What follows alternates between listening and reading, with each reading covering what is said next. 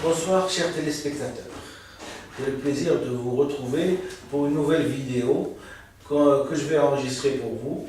Et chaque vidéo, vous le savez, elle a derrière elle, et elle a comme base un document officiel qui a été soit enregistré avec des charges, soit faxé. Ce document que je vais vous présenter est un document important puisqu'il est adressé à M. Qaïd Essebsi le 14 mars 2011. Et je ne sais pas si M. Qaïd Essebsi, on lui cache les documents ou qu'il a faim de ne pas répondre et de ne pas lire ce document, mais je n'ai eu aucune réponse. Soit dit en passant, puisque il y a des gens qui quand on leur envoie des propositions, ils se taisent. Et ils savent qu'ils ont une grande responsabilité quand ils se taisent. Parce que quand on n'a pas des moyens de pouvoir entre les mains se taire, ce n'est pas grave. Mais quand on a les rouages du gouvernement entre les mains, je crois que c'est très grave de ne pas répondre. D'ailleurs, je profite de l'internet que je suis en train d'analyser pour dire que les gens qui ne répondent pas, en général, ce sont des gens qui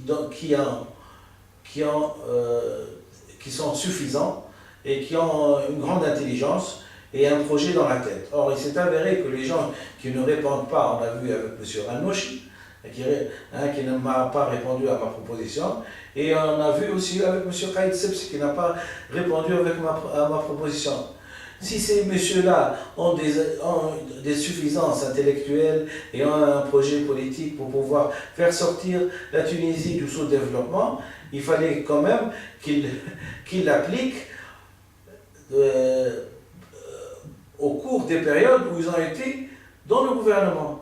Or, manifestement, ces gens-là n'ont rien fait. Ils ont été des courtisans, des gens qui ont abusé des béni-oui-oui, qui ont laissé, où il n'y a eu aucun projet pour la Tunisie. Et dès qu'on leur propose quelque chose de scientifique, qu'on vient de leur dire, voilà, j'ai étudié le problème du langage ou du vote ou de n'importe quoi, et je sais, et je vous propose de m'écouter, ils ne répondent pas. Qu'est-ce que ça veut dire? Manifestement, c'est un problème d'aberration comportementale, et comme toute aberration comportementale, elle a ce qu'on appelle un petit chapitre dans un livre de psychiatrie qui s'appelle l'insuffisance d'intelligence ou débilité mentale. Voilà où on en est quand on ne veut pas communiquer avec les gens et quand on veut se targuer d'une certaine suffisance intellectuelle pour répondre à certains et ne pas répondre à d'autres. Toujours est-il que moi, ma conscience est sauf et je vais vous lire exactement ce que j'ai écrit à Tunis le 14 mars 2011. Monsieur le Premier ministre, Monsieur Qaïd Essebsi, j'ai l'honneur, Monsieur le Premier ministre, Monsieur Qaïd Essebsi, de vous écrire cette lettre pour demander votre avis concernant deux propositions que je fais pour la Tunisie de demain, c'est-à-dire pour l'ère post-Ben Ali, c'est-à-dire post-14-1-2011. Deux propositions de Dr Belfissa Ahmed. Le protocole de vote international du Dr Belfissa Ahmed, déposé initialement chez Amnesty International le 13 juillet 2009, auprès de Madame la Présidente Geneviève Garricos, pour être adopté par pour les futures élections tunisiennes et dans le monde, basé sur un vote de contrôle par SMS directement adressé à l'ONU, siège à New York à Tunis, siège à New York ou à Tunis, le jour du vote, qui consacre le concept réel de démocratie dans le monde et qui enregistre un fait historique que la révolution tunisienne a amené le premier vote électronique contrôlé à distance dans le monde. C'est-à-dire, c'est simple de vous expliquer, rien ne change, mais simplement, on va aux urnes le jour des élections et on vote. Et en sortant des urnes, on a voté par exemple pour Belgassem, Abdelazek, ou la Taha, ou la Mohamed.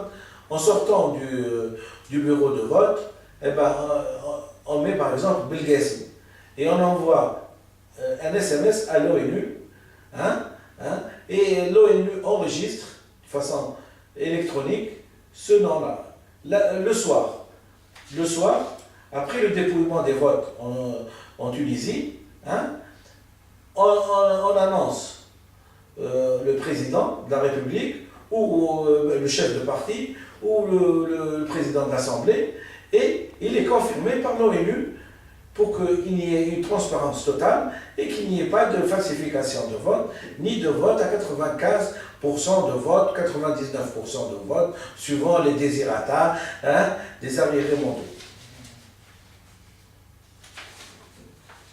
La seconde proposition, c'est l'organisation d'une conférence internationale pour les pays arabo-musulmans pour l'obtention d'un futur traité sur le langage, traité scientifique n'ayant aucun caractère obligatoire, qui est une analyse scientifique internationale concernant la Tunisie en premier lieu et les pays arabo-musulmans en second. Cette analyse concerne les paramètres reconnus mondialement au sujet d'une langue moderne reconnue par l'inconscient.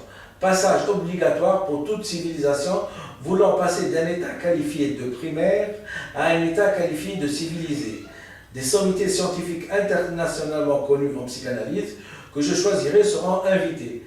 C'est la conférence internationale sur l'actualité de langue parlée.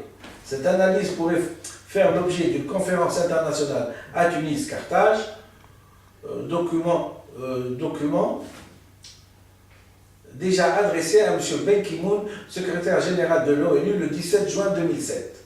C'est cette date-là qui est cette date-là que je retiens comme le peu premier grain de la révolution, de la révolution tunisienne et après des révolutions arabes.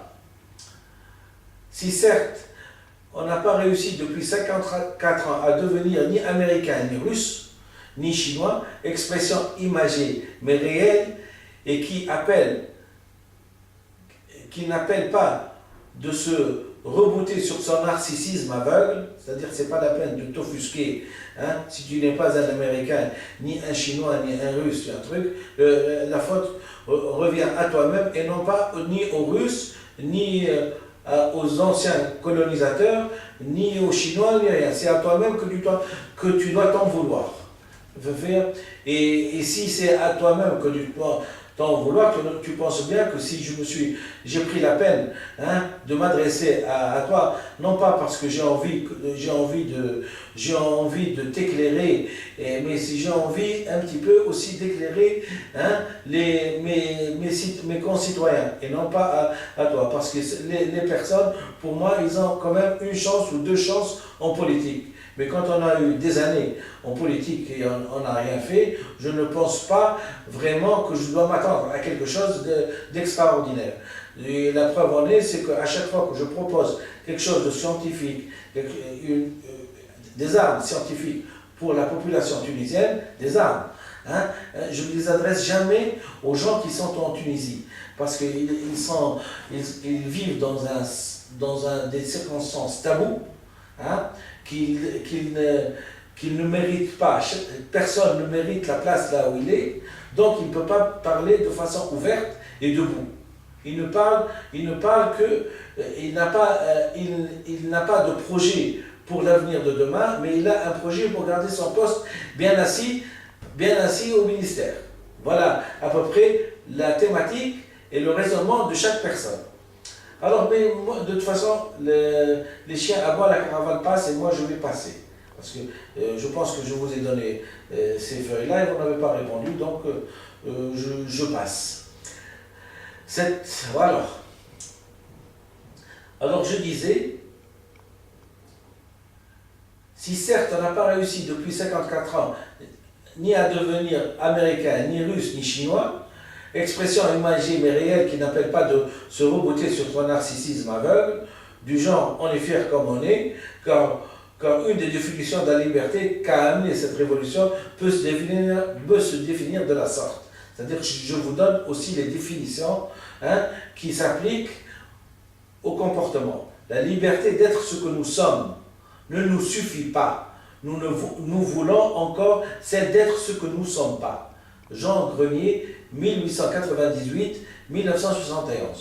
Je viens de citer des grandes puissances mondiales, mais je pense, pour respecter la superficie d'un pays, je prendrai bien la Corée du Sud, me semble bien à propos pour une comparaison avec la Tunisie.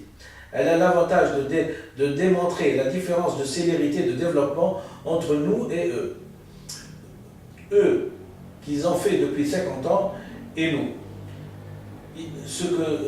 Ce qui appelle à une réflexion scientifique, n'est-ce pas, posant le problème de l'égalité des êtres dans l'humanité. La révolution nous appelle à la vigilance, car ce n'est pas que le peuple veut du changement, quel que soit le prix. Il ne verrait certainement pas d'un bon œil une autre récidive de la tragédie que nous venons d'endurer, deux anciens présidents nombrilistes et valets de l'Occident, à mon strict sens, et selon ma liberté d'expression, quelles que soient les convictions de réussite à leur égard de certains, les convaincus et les têtes de symboles respectifs de chaque régime, l'État du pays réclame qu'on tire des conclusions rapides de cet état de fait et nous rappelle que science sans conscience n'est que ruine de l'âme. La dignité réclamée de ceux qui ont contribué, de près ou de loin, d'initier les changements exige que si le secours n'est pas venu de l'extérieur, il ne pourra pas venir. Inutile donc toujours d'avoir des réflexes de néocoloniser, dont parfois moi-même je suis victime, et dont toute la Tunisie a été victime. Je spécifie qu'il n'y a que nous qui pouvons faire quelque chose pour nous. Le symbole est une conquête personnelle et citoyenne pour chaque nation du monde. Je viens d'écouter le président français dire « ce n'est pas la France qui va faire la révolution à la place du peuple libyen, aujourd'hui, 11 mars 2011. » Ce qui illustre bien mes propos. Je vous demande donc, Monsieur le Premier ministre, de prendre position au sujet de ces deux propositions qui sont des propriétés intellectuelles, d'ailleurs déjà proposées à votre prédécesseur, le 17 janvier 2011. L'ancien Premier ministre qui m'a refusé la décharge à la proposition, qui manifestement a montré aussi que le costume était trop grand pour lui, pour qu'il prenne une décision qui l'engage pour une fois dans le système de vérité et d'honnêteté envers son peuple. De sa réponse, il en a fait un tabou, en esquivant la réponse et donc en refusant à son peuple le droit de la science à exister. Cela fait 5 ans que je milite pour cette analyse civilisationnelle. Je vous faxe quelques documents auprès des instances internationales, l'ONU, Amnesty International et la Maison Nobel en Norvège. Je pense que l'opportunité est unique pour les futurs enfants de la Tunisie. Je vous prie donc de prendre acte de ces deux propositions adressées à ce gouvernement et agir dans le sens du bien et du vrai pour la Tunisie, tout en sachant que toute information scientifique et décisionnelle ne peut se faire que dans un contexte international et donc sous l'égide de l'ONU. Dr Benfissa Ahmed, sincère salutation. Fax pour information est adressé à Amnesty International, à l'ONU, M. Ben Ki-moon, et à la Ligue tunisienne des droits de l'homme. Alors voilà un fait scientifique, voilà un fait historique qui a été déposé auprès des instances responsables en analysant le problème et en leur donnant des solutions depuis 54 ans. Est-ce que vous croyez que c'est une preuve de responsabilité de ne pas répondre? Est-ce que vous croyez que c'est une preuve d'honnêteté envers son peuple de ne pas répondre et de ne pas écouter, ne serait-ce qu'une personne éclairée au moins sur le problème, de ne pas l'écouter? Voilà à peu près ceux qui parlent maintenant de révolution, ceux qui s'offusquent de dire comment les gens ont fait avant, eux qui les ont précédés, et rien n'a changé depuis 54 ans, rien n'a changé. Depuis le premier jour de l'indépendance jusqu'à aujourd'hui, on n'a pas été éclairé sur le sens de quelque chose d'important dans la vie. Voilà à peu près ce que j'ai proposé, voilà à peu près pourquoi j'ai milité, voilà à peu près pourquoi je me suis révolté, et voilà à peu près les instances auxquelles je me suis adressé. Je vous remercie infiniment.